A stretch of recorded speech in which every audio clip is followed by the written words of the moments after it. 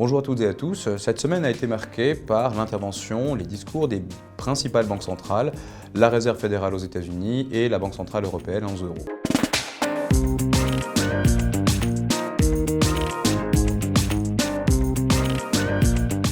Commençons par les États-Unis. La Fed, par le biais de son gouverneur, Jérôme Powell, a annoncé remonter son taux d'intérêt directeur de 25 points de base, portant son principal taux de refinancement dans une fourchette comprise entre 5 et 5,25%. La grande question que se posait le marché n'était pas de savoir combien finalement la Fed allait faire, mais allait-elle annoncer finalement une pause? Allait-elle indiquer finalement quelle allait être la trajectoire pour le reste de l'année? Jérôme Powell, là aussi, c'est encore illustré par la clarté de son discours.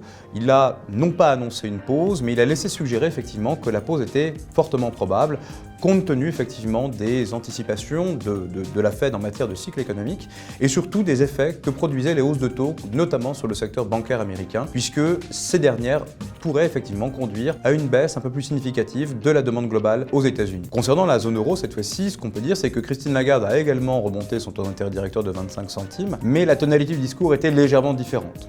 Alors certes, on notera effectivement que celle-ci a réduit un peu la voilure, puisque l'avant-dernière hausse de taux était de 50 points de base, mais Christine Lagarde continue d'indiquer que les développements en matière d'inflation sont toujours insuffisants pour permettre à la Banque centrale européenne d'infléchir de manière significative sa politique monétaire. Dit autrement, la pause n'est pas encore d'actualité pour la BCE. Donc on attend effectivement pour la prochaine réunion de la Banque centrale européenne une augmentation de 25 points de base de nouveau, et la grande question qu'on se posera, comme pour la Fed, c'est de savoir si la BCE devra maintenir cette tendance finalement d'augmentation des taux d'intérêt plus graduelle, ou pourra-t-elle effectivement interrompre son cycle de hausse de taux. Et tout ceci va dépendre finalement d'un point fondamental qui va être l'inflation, et notamment l'inflation sous-jacente en zone euro. Celle-ci effectivement continue de croître, continue effectivement d'être poussée par la pression notamment du côté des services qui eux ne montrent aucun signe de faiblesse, tant sur le plan effectivement de l'activité économique que sur effectivement la dimension des prix.